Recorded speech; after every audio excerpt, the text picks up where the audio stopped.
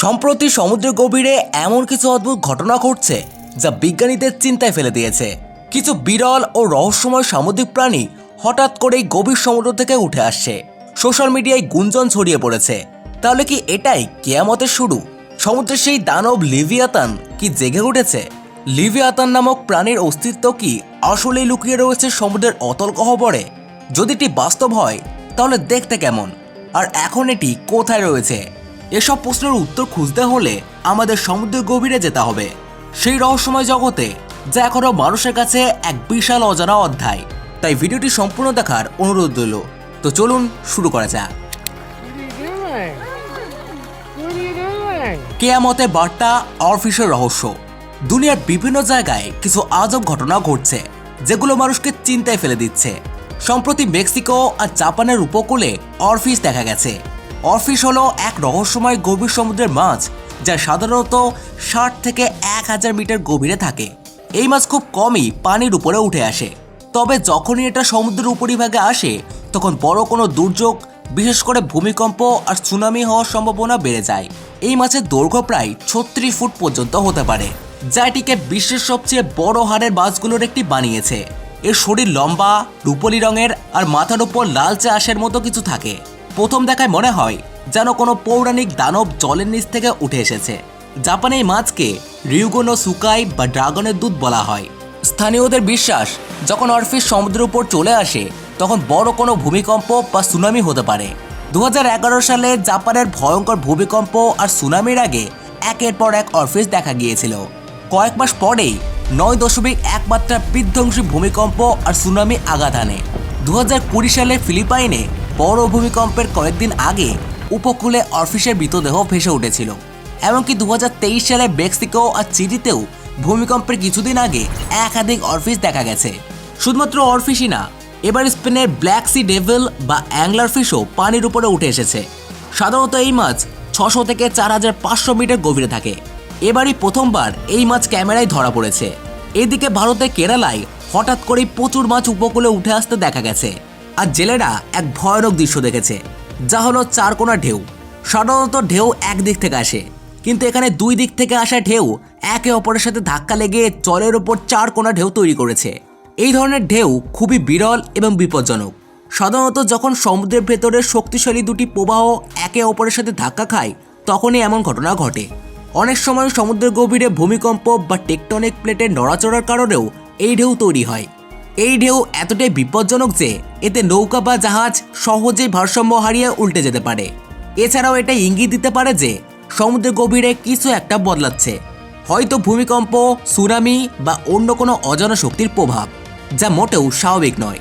আর কাকতালীয়ভাবে ঠিক একই ঘটনার কয়েকদিন পর 28 ফেব্রুয়ারি 2025-এ নেপালে 6.1 মাত্রার শক্তিশালী ভূমিকম্প হয়। তাহলে এইসব ঘটনা কি কেবলই কাকতালীয়, নাকি সমুদ্রের নিচে সত্যি বিশাল কিছু ঘটতে চলেছে? অনেকেই বলছেন লিভিয়াতান নামের সেই দানব আবারও জেগে উঠেছে। বিজ্ঞানীরা বলছেন সমুদ্রের এই অস্বাভাবিক ঢেউ আর গভীর সমুদ্র থেকে উঠে আসা এই মাছ আসলে ভূমিকম্পের একটা ইঙ্গিত হতে পারে। কারণ এই মাছগুলো ভূমিকম্পের সময় পানির নিচে পরিবর্তন আর প্রচণ্ড চাপ অনুভব করতে পারে। সেই চাপের কারণেই তারা উপরে উঠে আসে বা মরে গিয়ে পানিতে ভেসে ওঠে। যদিও বিজ্ঞানীরা এখনও নিশ্চিতভাবে কিছুই বলেননি, কিন্তু বারবার এই ধরনের ঘটনা ঘটায় মানুষের কপালে চিন্তার ভাঁজ পড়েছে।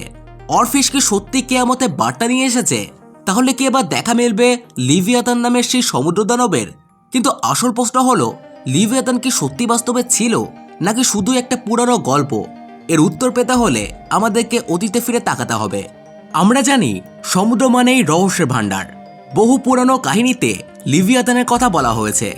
বাইবেল, ইহুদি ধর্মগ্রন্থ আর নানা পৌরাণিক কাহিনীতে এক বিশাল দানবীয় সামুদ্রিক প্রাণীর কথা উল্লেখ আছে, যা সমুদ্রের গভীরে থাকত। যেমন বাইবেলের জব 41:34-এ লিভিয়াতান সম্পর্কে বলা হয়েছে, তুমি কি লিভিয়াতানকে হুক দিয়ে ধরতে পারবে? তার জিভকে দড়ি দিয়ে বাঁধতে পারবে? তার নিঃশ্বাস থেকে আগুন বের হয়, আর তার চোখ দুটো জ্বলন্ত অঙ্গারের মতো। একইভাবে ইহুদি ধর্মগ্রন্থ তালমুদেও লিভিয়াতানের কথা বলা হয়েছে, যেখানে এটাকে এক বিশাল সামুদ্রিক দানব হিসেবে বর্ণনা করা হয়েছে, যা একদিন সমুদ্র থেকে উঠে এসে মহাপ্রলয় আনতে পারে। এই ধরনের ধর্মীয় কাহিনীগুলো মানুষকে ভাবিয়ে তুলেছে, এগুলো কি সত্যি নাকি কেবলই কিংবদন্তি? বিজ্ঞানের দৃষ্টিকোণ থেকে বর্তমানে আধুনিক বিজ্ঞান আর প্রযুক্তির সাহায্যে আমরা গভীর সমুদ্রে কিছু রহস্য উন্মোচন করতে পেরেছি, যেখানে এমন কিছু বিশাল প্রাণীর খোঁজ পাওয়া গেছে যা লিভিয়াথানের অস্তিত্বের সম্ভাবনাকে একেবারে উড়িয়ে দেয় না। আসলে পৃথিবীর মহাসাগরের 80% বেশি জায়গা এখনও অজানা, তাই পানির গভীরে এমন কিছু লুকিয়ে থাকতে পারে যা আমাদের কল্পনারও বাইরে। 2020 সালে একদল বিজ্ঞানী গভীর সমুদ্রে কিছু আজব প্রাণীর সন্ধান পান যা আগে কেউ কখনোই দেখেনি। এটা প্রমাণ করে যে এখনও সমুদ্রের নিচে অনেক কিছুই লুকিয়ে আছে। মেগালোডন বিশ্বের সবচেয়ে বড় হাঙর, যার দৈর্ঘ্য ছিল 15 থেকে 18 মিটার। বিজ্ঞানীরা বলছেন এটা নাকি বহু বছর আগে বিলুপ্ত হয়ে গেছে, কিন্তু সত্যিটা কি এখনও কেউ শতভাগ নিশ্চিত নয়। এমনকি কোলাকান্ত নামে এক মাছ, যাকে 6,60,00,000 বছর আগে বিলুপ্ত বলে ধরা হতো, সেটা 1938 সালে জীবিত অবস্থায় পাওয়া গেছে। এছাড়া বিজ্ঞানীদের সাবমেরিন আর রাডারে ধরা পড়েছে অদ্ভুত সব প্রাণী।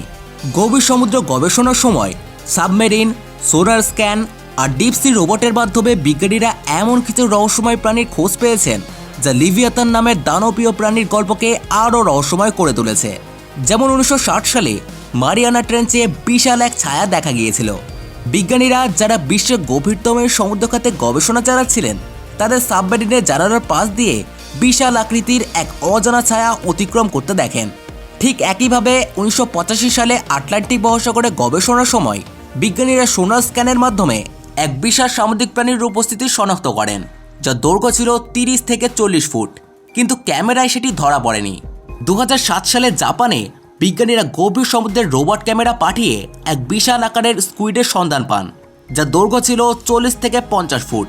2007 সালের আগে পর্যন্ত এটাকে শুধুই কিংবদন্তি প্রাণী বলে মনে করা হতো, কিন্তু পরে সেটার বাস্তব অস্তিত্ব পাওয়া যায়। একে অনেকেই পৌরাণিক ক্রাকেনের সঙ্গে তুলনা করেন। 2016 সালে প্রশান্ত মহাসাগরের গভীর সমুদ্র গবেষণার সময় বিজ্ঞানীদের সাবমেরিনের রাডারে আরও একটি বিশাল ছায়া ধরা পড়ে, যা দেখে মনে হচ্ছিল বিশাল আকৃতির সরীসৃপ বা দানবীয় মাছ, যার আকৃতি মেগালোডনের মতো বিশাল হতে পারে বলে বিজ্ঞানীদের ধারণা।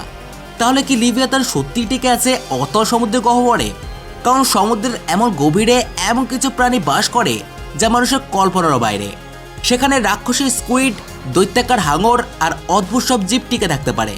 যদি লিভিয়াথান সত্যি বিশাল সামুদ্রিক সাপ বা দৈত্যাকার মাছ হয়, তবে এটা এমন কোনো স্থানে লুকিয়ে রয়েছে যা মানুষের নাগালের বাইরে।